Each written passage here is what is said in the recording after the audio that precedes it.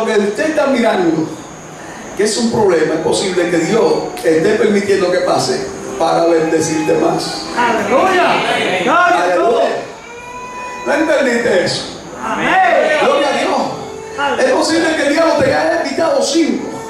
Y Dios lo permitió porque cuando tú enfrentes al enemigo y te hagas fuerte en Dios y le arrebata los 5, es posible que a través de esos 5 aparezcan 10 también al lado. Aleluya. Gloria a Dios.